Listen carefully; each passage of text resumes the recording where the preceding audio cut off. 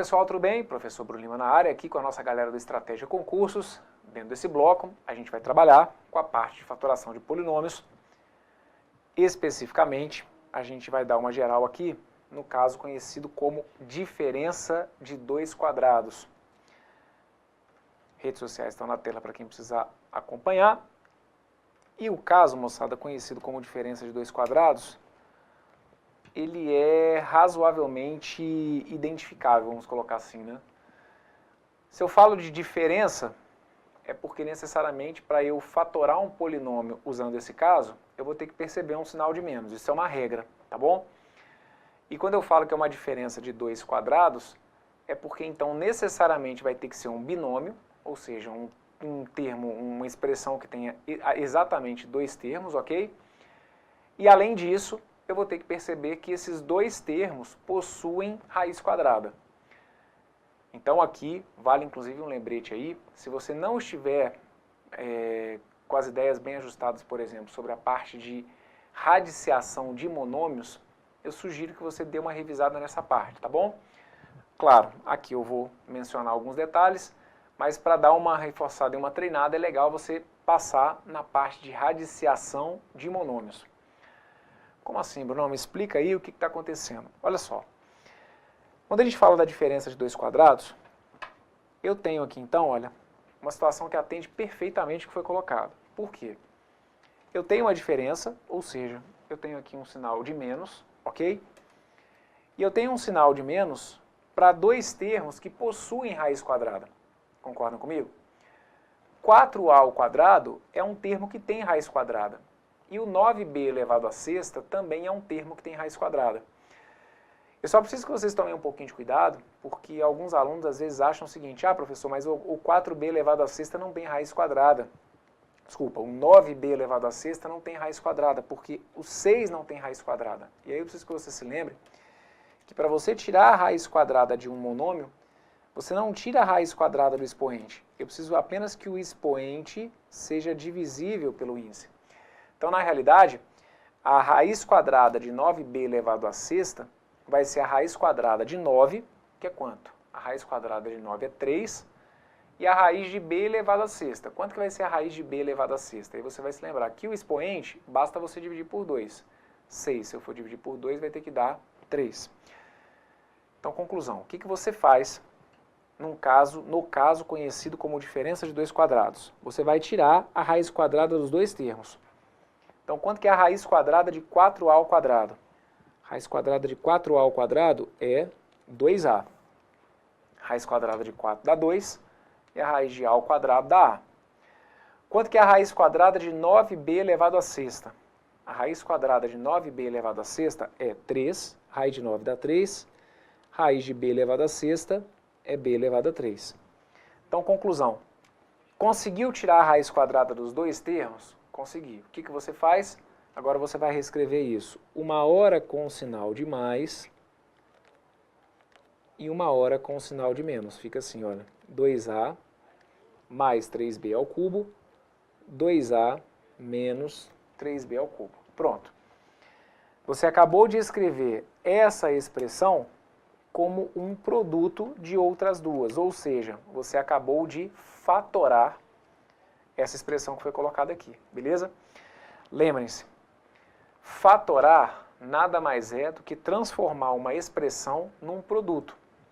E foi o que a gente conseguiu aqui. Na realidade, o que a gente está fazendo aqui, ao fatorar, usando a diferença de dois quadrados, o que a gente faz aqui é o caminho contrário do que a gente faz num caso de produto notável conhecido como produto da soma pela diferença de dois termos. Dê uma relembrada comigo aí, dê uma olhada nas suas anotações. Quando a gente fala lá do caso de produto notável, conhecido como produto da soma pela diferença, olha o que a gente raciocina. Suponhamos que fosse isso aqui, olha. A mais B que multiplica A menos B. Como que a gente orienta vocês a fazer esse tipo de produto? Simplesmente fazendo A ao quadrado menos B ao quadrado. Que é exatamente o que a gente tem aqui, mas é o que eu te falei, eu estou fazendo agora o caminho contrário. Se você fosse resolver essa multiplicação, ou seja, se você fosse pegar esse primeiro cara e levar ao quadrado, e pegar esse cara e levar ao quadrado, você ia conseguir voltar onde? Você ia conseguir voltar aqui no 4a ao quadrado menos 9b elevado à sexta. Perfeito? Então, eu entendo assim, o caso conhecido como diferença de dois quadrados, para mim particularmente, é um dos que tende a trazer mais facilidade para vocês na hora da prova, porque ele é muito específico. Tem que ter um sinal de menos e tem que ser um sinal de menos ligando dois termos que obrigatoriamente tem que ter raiz quadrada. Se algum desses termos não tiver possibilidade de você tirar raiz quadrada, significa que aquele polinômio não vai poder ser fatorado usando o caso conhecido como diferença de dois quadrados, tá bom? Vamos dar uma olhada em outro exemplo? Vem cá, olha a letra B. Letra B está assim, olha, 4 nonos, p ao quadrado, menos 4/25, q elevado à sexta.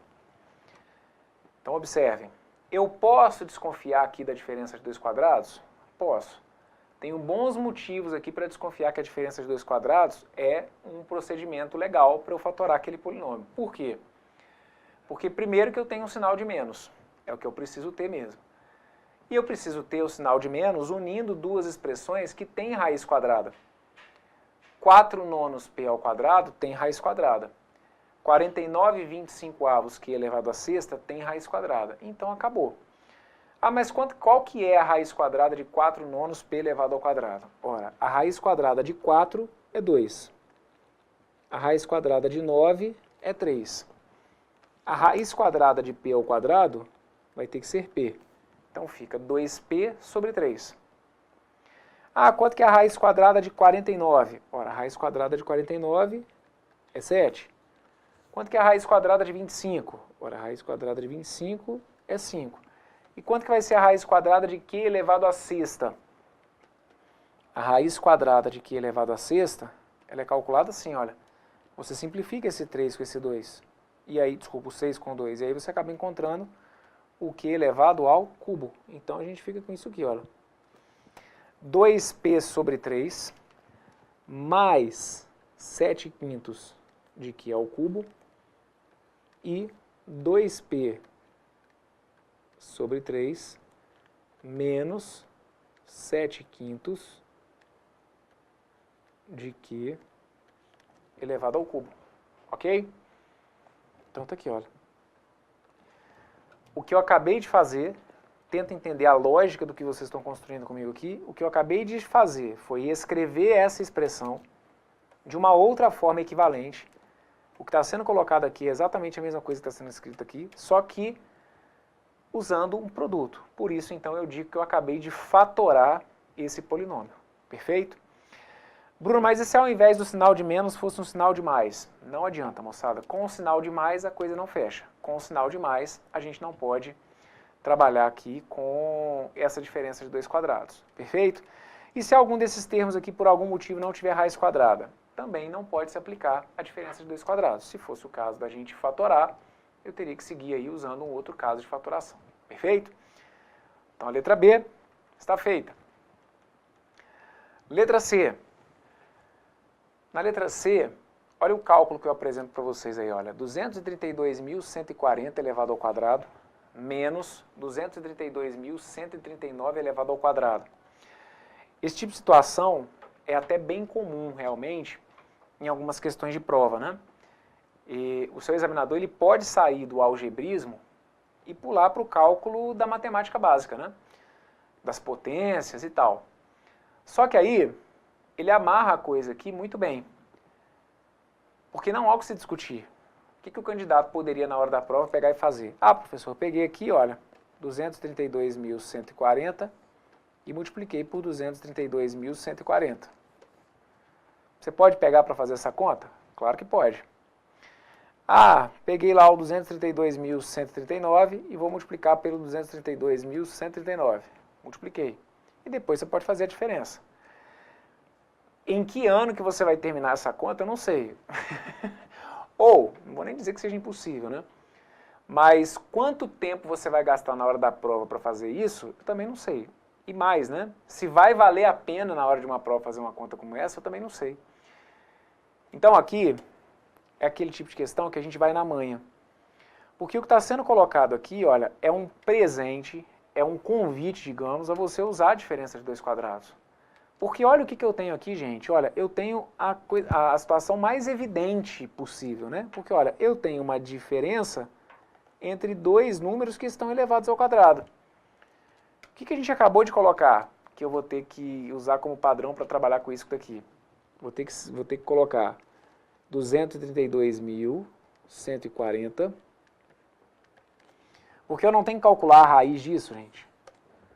Não complica aqui porque foi com o número, não. Teoricamente, com o número é para ficar até mais fácil. O que eu estava fazendo aqui no meu exemplo anterior? Eu não estava calculando a raiz quadrada de 4/9 ao quadrado?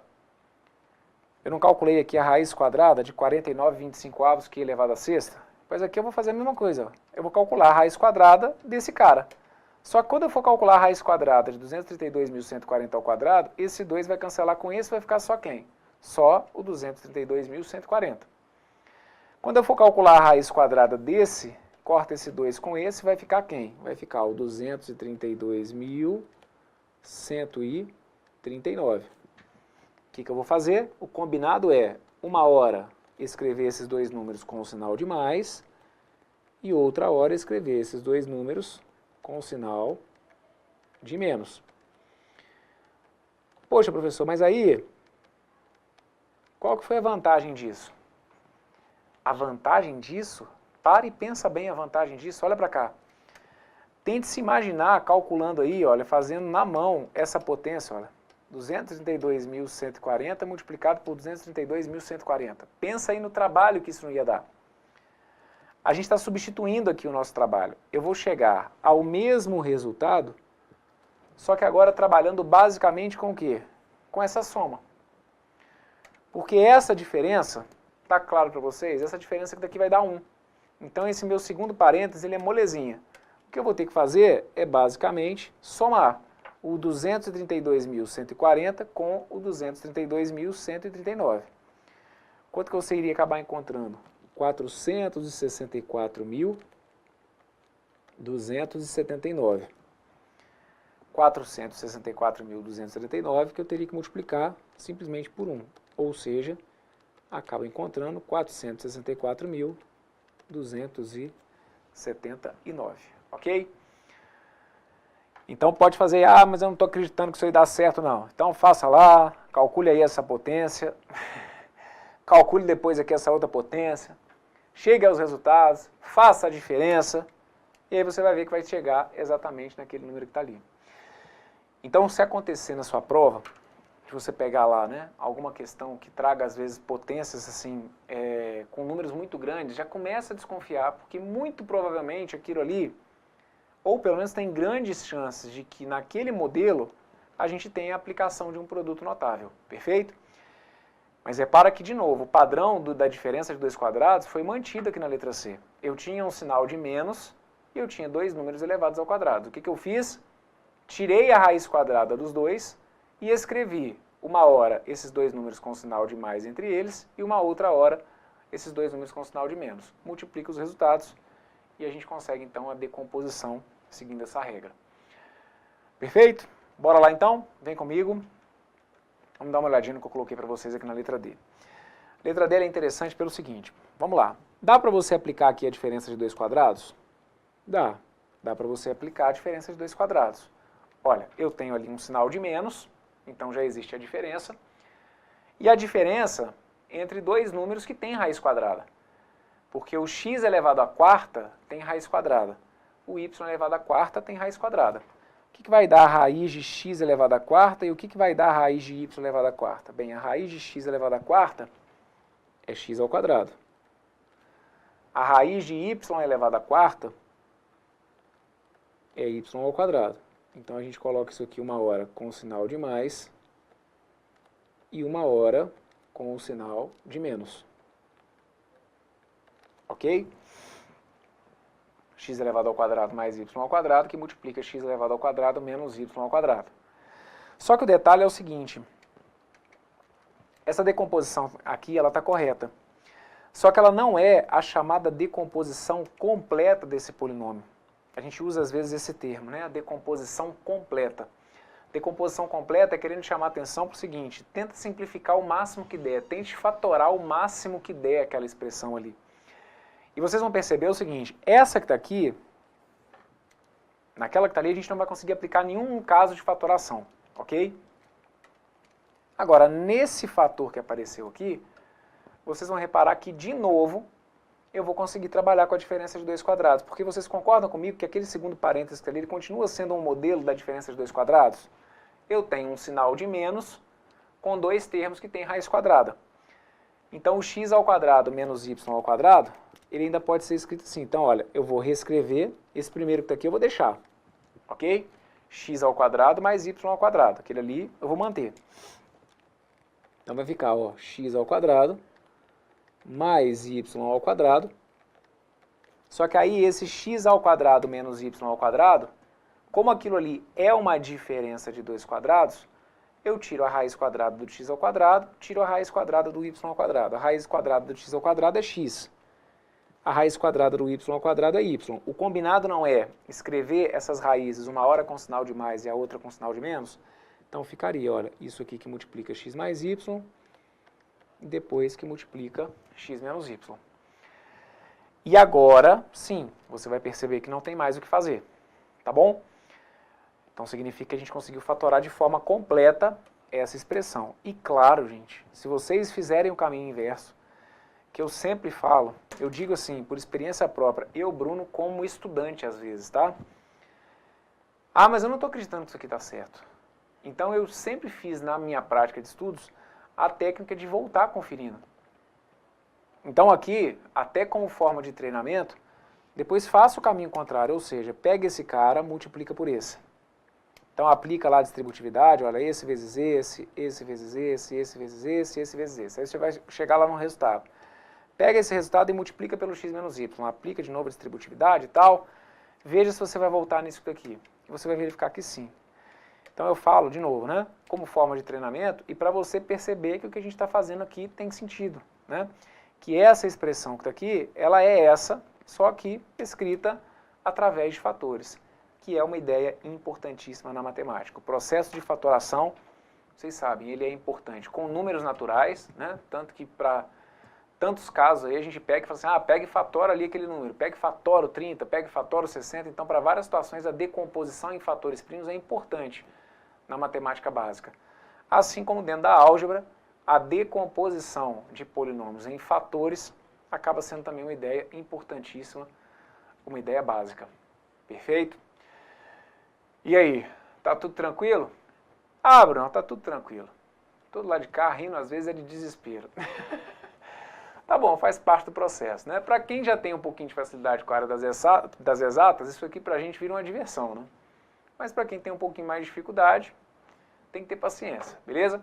Que as suas dificuldades venham aí de forma proporcional à dedicação que você vai ter que ter para acabar com seus problemas. Porque pode sim fazer diferença na sua prova. Então tá aqui, fecha esse bloco com vocês por aqui. Agradeço aí como sempre a companhia. Um forte abraço, valeu!